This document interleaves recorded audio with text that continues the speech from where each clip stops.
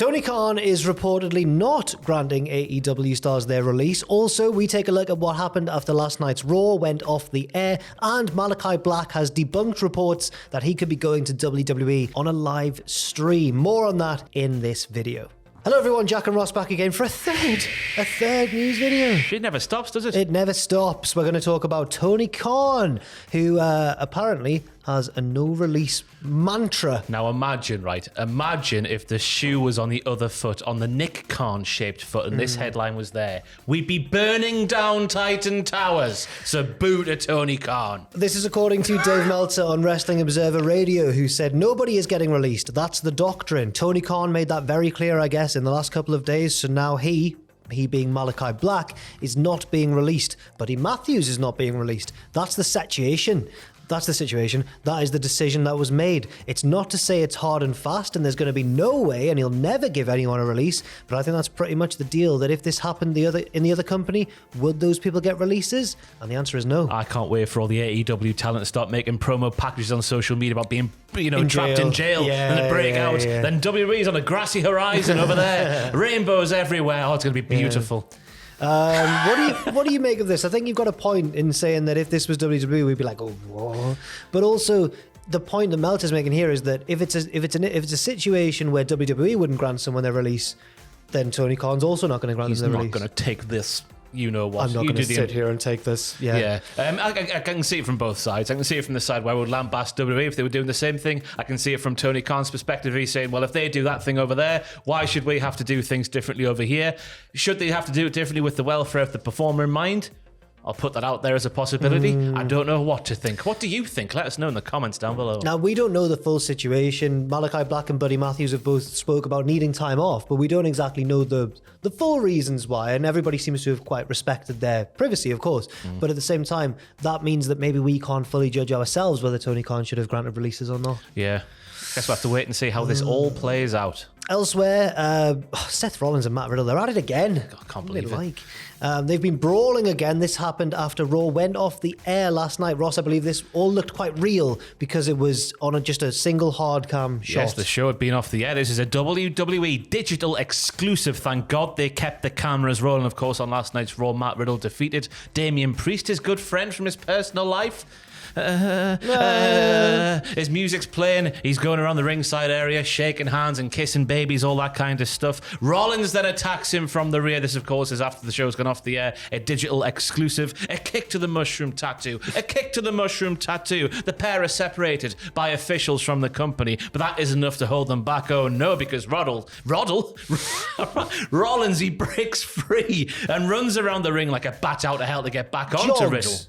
Jogs around the ring. You just needed a train noise effect. That would have completed the move completely. But then he punches Riddle once more, then stand back, everybody. There's a hurricane coming through because Shane Helms is the one to sort of get Rollins, and say, calm down, son, get back up the ramp. Rollins goes up the ramp. Riddle is stroked by several men at the ring. No, just calm down. You're all right. Like a horse, like a pony. But yeah, they're brawling. They're going towards Extreme Rules where something debaucherous is going to happen inside of a fight pit. We've been talking about this in the office, many of us, Ross, where we're all glad that Extreme Rules is extreme once again. Yes, Triple H has taken the words Extreme Rules and applied them to every single match on the card, opposed to what Vince McMahon used to do, and just do it on one match. There's a strap match. There's an I Quit match. There's a ladder match. What's this one going to be? Oh, it's the fight pit. Of course it is. Yeah. No mention yet of Ken Shamrock, who wanted to be the special guest referee. Let him do it. Why the hell not? Changes could be coming as well to AEW TV soon, because Jim Ross was speaking at a Q&A with adfreeshows.com and said that basically the company's going to feature less swearing on its programming going forwards, Ross. Here's what Jim Ross said. We had a string in AEW where there was a lot of controversial language. I think you'll see less of that. It's unnecessary and shows a lack of creativity. Now, I would disagree with that.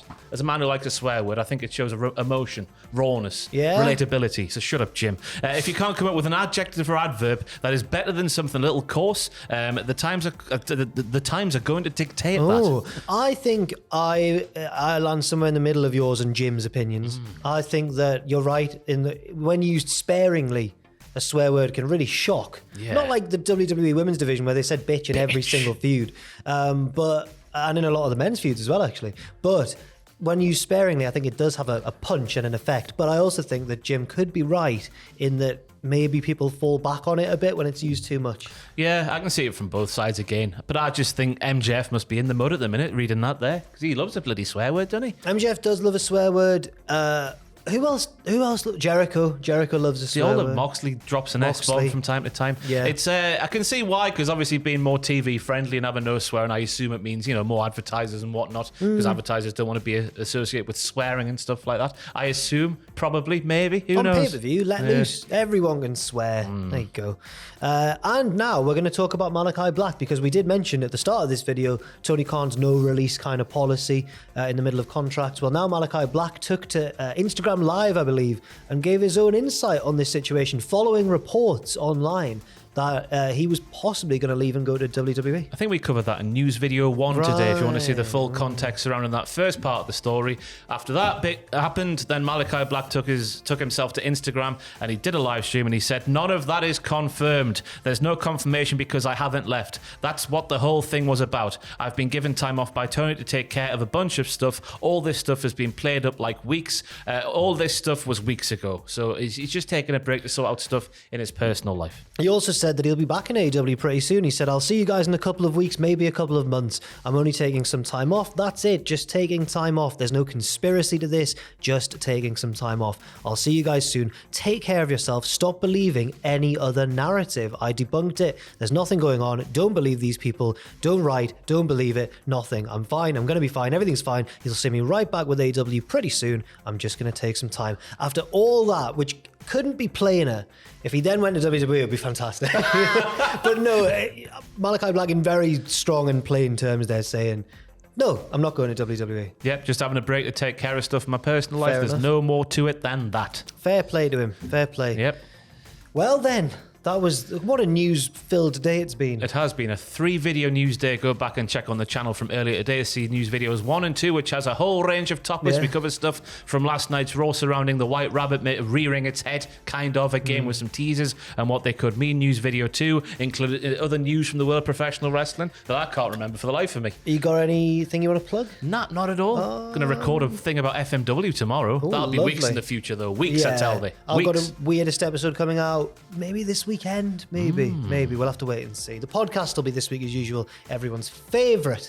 And I can't think of And I might be anything else doing to another say. video that bleeds into tribalism and just takes advantage of the whole tribalistic AEW versus WWE thing. Yeah, What why happens not? if you want to try and build the dream roster combined of both rosters, but you would have a set number of spots in each roster? Who do you pick and who do you leave behind? I might do that later this week. I like that very much indeed. Well, thank you very much, everybody, for watching this video. I've been Jack. This has been Ross. Leave your thoughts and opinions in the comment section down below, and we'll see you very soon.